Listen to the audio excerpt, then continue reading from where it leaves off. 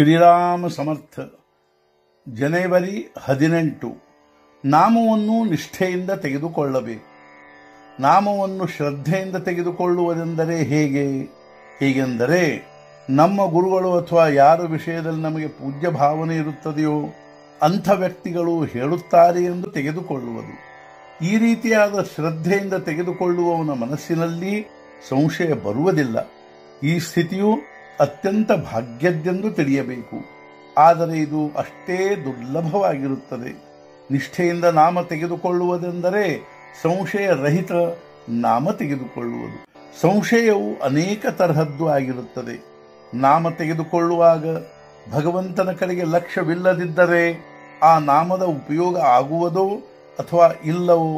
ನಾಮ ತೆಗೆದುಕೊಳ್ಳುವಾಗ ಹೇಗೆ ಕುಳಿತುಕೊಳ್ಳಬೇಕು, ದೃಷ್ಟಿಯು ಹೇಗಿರಬೇಕು, ಶುಚಿರ್ಭೂತನಾಗಿ ತೆಗೆದುಕೊಳ್ಳಬೇಕೋ ಹೇಗೆ? ಈ ರೀತಿ ಅನೇಕ ಸಂಶಯಗಳು ಮನಸ್ಸಿನಲ್ಲಿ ಬರುತ್ತವೆ. ಸ್ವಲ್ಪದರಲ್ಲಿ ಹೇಳುವುದಾದರೆ, ನಾವು ಯಾವ ನಾಮವನ್ನು ತೆಗೆದುಕೊಳ್ಳುತ್ತೇವೆಯೋ ಅದು ಭಗವಂತನಿಗೆ ಮುಟ್ಟುತ್ತದೆಯೋ ಅಥವಾ ಇಲ್ಲವೋ ಎಂಬ ಒಂದೇ ಸಂಶಯದಲ್ಲಿ ಎಲ್ಲ ಸಂಶಯಗಳ ಸಮಾವೇಶವಾಗುತ್ತದೆ. ಭಗವಂತ ಹಾಗೂ ಅವನ ನಾಮ ಏಕರೂಪವಾಗಿರುವುದರಿಂದ ಅವೆರಡವುಗಳ ಮಧ್ಯದಲ್ಲಿ ಯಾವುದೂ ಅಡ್ಡ ಬರಲು ಶಕ್ಯವಿಲ್ಲ. ನಾವು ಯಾವುದಾದರೊಬ್ಬ ವ್ಯಕ್ತಿ ಹಿಂದಿನಿಂದ ಹೊರಟಾಗ ಅವನ ಹೆಸರನ್ನು ಉಚ್ಚಾರ ಮಾಡಿದರೆ ಅವನು ಕೂಡಲೇ ಹಿಂದಿರುಗಿ ನೋಡುತ್ತಾನೆ. ಮನುಷ್ಯನ ವಿಷಯದಲ್ಲಿಯೇ ಇಂಥ ಸ್ಥಿತಿ ಇರಬೇಕಾದರೆ ಭಗವಂತನ ವಿಷಯದಲ್ಲಿ ಅವನ ನಾಮವು ಅವನವರಿಗೆ ಮುಟ್ಟುವುದಿಲ್ಲವೆಂಬುದು ಹೇಗೆ ಶಕ್ಯವಿದೆ? ಹಾಗೆ ನೋಡಿದರೆ ಭಗವಂತನ ಕೃಪೆಯಿಂದಲೇ ಅವನ ನಾಮವು ನಮ್ಮ ಬಾಯಲ್ಲಿ ಬರುತ್ತದೆ. ಅಂದರೆ ಅವನ ನಾಮವನ್ನು ಅವನೇ ತೆಗೆದುಕೊಳ್ಳುತ್ತಾನೆ. ಅಂದ ಮೇಲೆ ಅವನ ನಾಮವು ಅವನವರಿಗೆ ಮುಟ್ಟುತ್ತದೆಯೋ ಅಥವಾ ಇಲ್ಲವೋ ಎಂಬ ಸಂಶಯಕ್ಕೆ ಅವಕಾಶವೇ ಉಳಿಯುವುದಿಲ್ಲ. ಉದಾಹರಣೆಗೆ, ಇಬ್ಬರು ಊಟಕ್ಕೆ ಕುಳಿತಿರುತ್ತಾರೆ.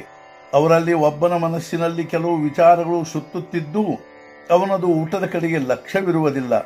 ಆದರೆ ಕೈಯಿಂದ ಒಂದೊಂದು ತುತ್ತನ್ನು ಬಾಯಲ್ಲಿ ಹಾಕುವ ಕಾರ್ಯವು ನಡೆದೇ ಇರುತ್ತದೆ. ಎರಡನೇ ಮನುಷ್ಯನು ಲಕ್ಷ್ಯಪೂರ್ವಕ ಊಟ ಮಾಡುತ್ತಿದ್ದನು. ಇಬ್ಬರು ಊಟ ಮಾಡಿ ಎದ್ದರು. ಇದರಲ್ಲಿ ಯಾರಾದರೂ ಉಪವಾಸ ಉಳಿದರೆ ಇಲ್ಲ, ಇಬ್ಬರ ಹೊಟ್ಟೆಯೂ ತುಂಬಿರುತ್ತದೆ. ಅದರಂತೆ ನಾಮ ತೆಗೆದುಕೊಂಡ ಮೇಲೆ ಅದರ ಉಪಯೋಗವಾಗುವುದಿಲ್ಲವೆಂದು ಹೇಗೆ ಹೇಳಲು ಶಕ್ಯ? ನಾವು ಬೇರೊಂದು ಊರಿನ ಒಬ್ಬ ಅಪರಿಚಿತನನ್ನು ಪತ್ರ ಬರೆದು ಕರೆಯಿಸಿಕೊಂಡೆವು. ಅವನು ಬಂದನು. ಹಾಗೂ ನೀವು ಯಾರಿಗೆ ಪತ್ರ ಬರೆದಿರುವಿರೋ ಅವನೇ ನಾನು ಎಂದು ಹೇಳಿದನು. ಅವನ ಈ ಶಬ್ದಗಳ ಮೇಲೆ ವಿಶ್ವಾಸವನ್ನಿಟ್ಟು ನಾವು ಅವನನ್ನು ಹತ್ತಿರ ಕರೆಯುತ್ತೇವೆ. ಇದರಂತೆ ಭಗವಂತನು ಹೇಳಿದ, ಎಲ್ಲಿ ನಾಮೋ ಅಲ್ಲಿ ನಾನು ಪುರುಷೋತ್ತಮನಿರುತ್ತೇನೆ ಎಂಬ ಶಬ್ದಗಳ ಮೇಲೆ ವಿಶ್ವಾಸವನ್ನಿಟ್ಟು ನಾಮ ತೆಗೆದುಕೊಳ್ಳಬೇಕು.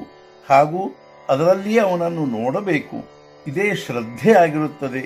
ನಾವು ಯಾರ ಹೊಟ್ಟೆಯಿಂದ ಹುಟ್ಟಿ ಬಂದಿರುತ್ತೇವೆಯೋ ಅವರ ಹೆಸರನ್ನು ನಮ್ಮ ಹೆಸರಿನ ಮುಂದೆ ಹಚ್ಚುತ್ತೇವೆ. ಭಗವಂತನ ವಿಷಯದಲ್ಲಿಯೂ ಹೀಗೇ ಮಾಡಬೇಕು. ಅವನ ಹೆಸರು ಹೇಳಿಯೇ ಬಾಳಬೇಕು. ಅಂದರೆ ನನ್ನ ಎಲ್ಲ ಕರ್ತ ರಕ್ಷಿತ ಅವನೊಬ್ಬನೇ ಇದ್ದು ಅವನ ಹೊರತು ನನ್ನವರು ಈ ಜಗತ್ತಿನಲ್ಲಿ ಬೇರೆ ಯಾರೂ ಇಲ್ಲ ಎಂಬ ಭಾವನೆಯಿಂದ ಇರಬೇಕು. ಈ ರೀತಿ ಯಾವನು ಭಗವಂತನವನಾಗುತ್ತಾನೋ ಅವನ ಮಹತ್ವವನ್ನು ಭಗವಂತನು ತನಗಿಂತಲೂ ಹೆಚ್ಚಿಗೆ ಬೆಳೆಸುತ್ತಾನೆ.